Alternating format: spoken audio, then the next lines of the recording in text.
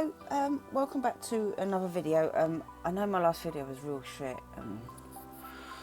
Yeah, anyway, so I'm just not even going to discuss that. So I went back to work yesterday, happy.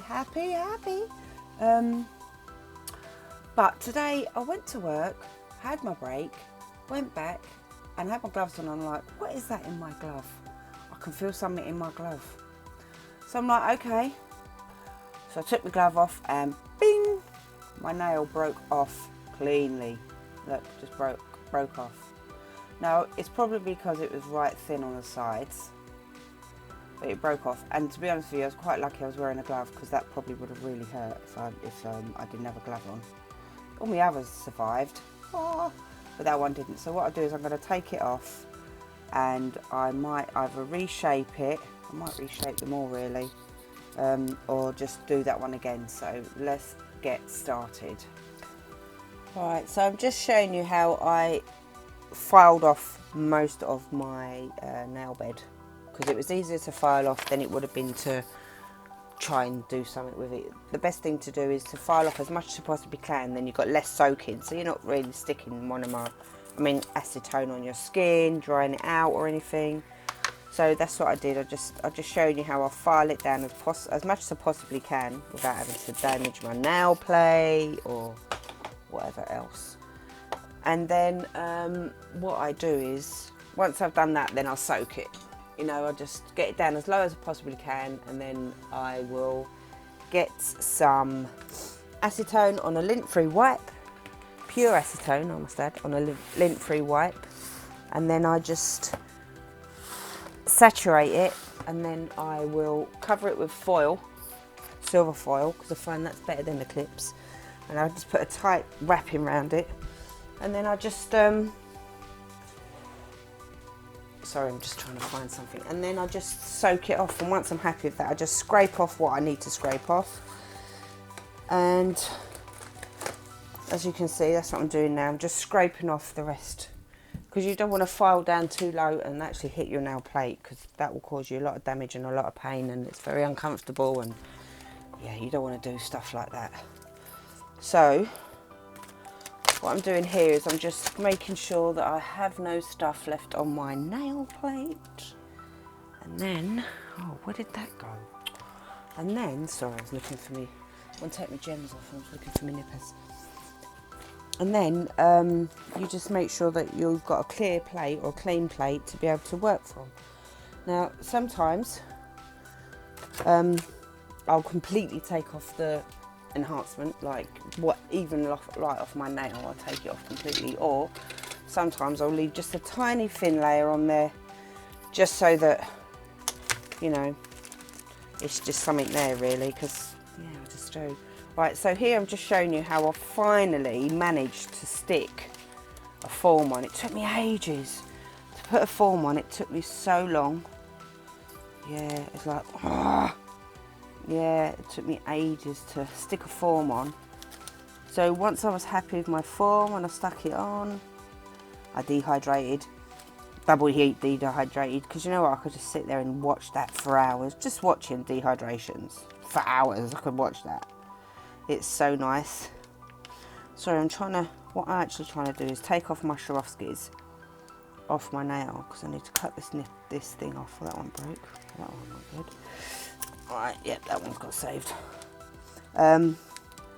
Yeah, so once I'm happy with my form, I just start, that's it, I'll pin somewhere. The little ones come off easy. Start to, sorry, I'm getting distracted because I'm trying to take these Swarovskis off my nails that I've got on, so that I can cut this tip off and put on a new set of nails.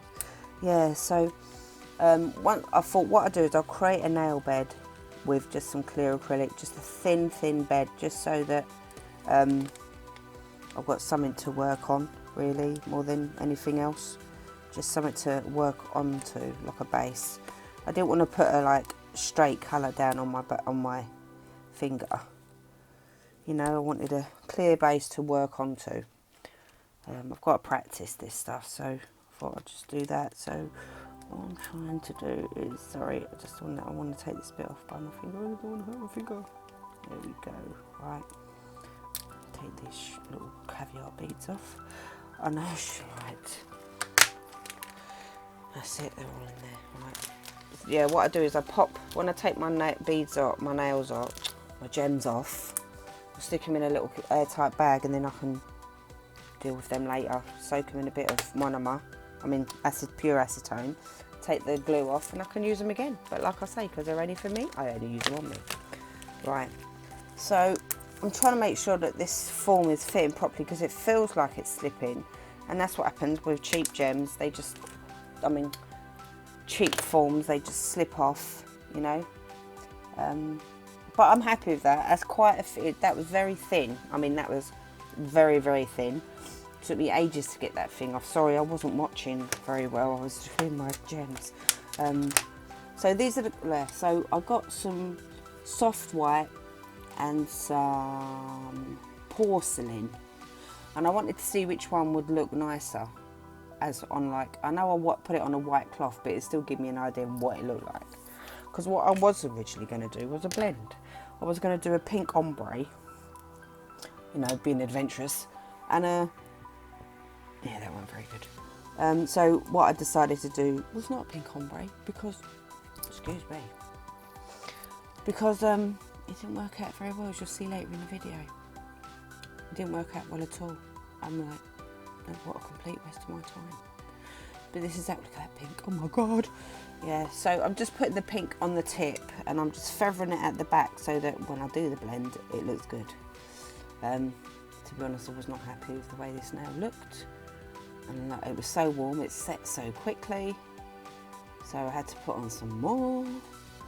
Yeah, so that's what I'm doing here. I'm just putting some pink on my tip. How's everyone doing? How you been? How's lockdown going for you? If you're furloughed, how's it been? I was furloughed and I hated it. Oh, I'm just letting you know that the pink from my brush went in my liquid.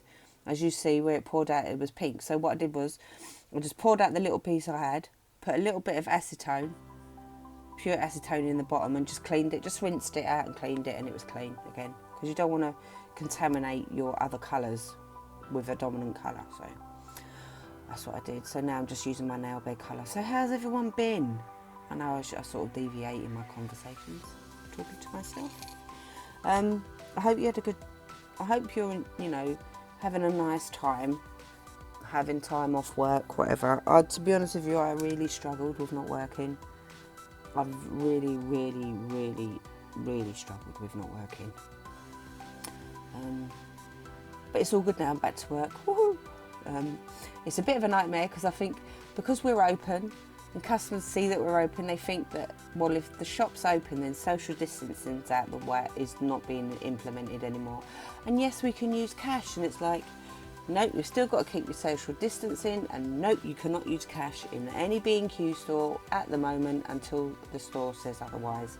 So if you're going to go to any B&Qs and buy anything, take your debit card or use your contactless. And use a basket or a trolley, because you're giving it for your safety in mind. So if you buy something, even if it's a small packet of screws, you have to take it to the till in your basket or your trolley, and that is it. You can't hand it to the cashier, you can't put it on the side, you have to leave it in the basket and we'll take it from there. Just letting you know, giving you the heads up, just in case you want to go B&Qs. So now, I showed you the nail, showed you the blend, looks shit, so now I'm decided, that's it, I'm going to file this puppy right down, take this nail off. I'm really happy with the outcome actually. I've got to find some other colours because now I'm taking these off. Yeah, so, I'm just thought, you know what, I've got to take this colour off because it's absolute crap, it looks horrible.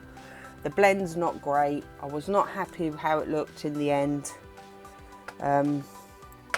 So I just thought, right, that's it mate, you're coming off.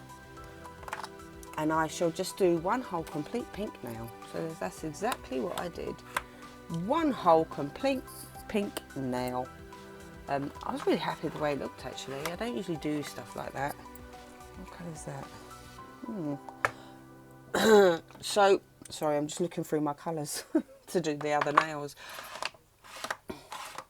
trying to find the other, like, highlighted colours.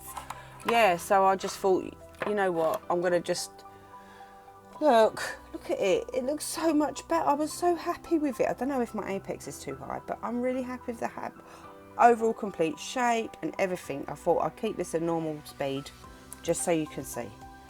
Yeah, I'm happy with that. Very happy with that. So first I was going to do some stamping.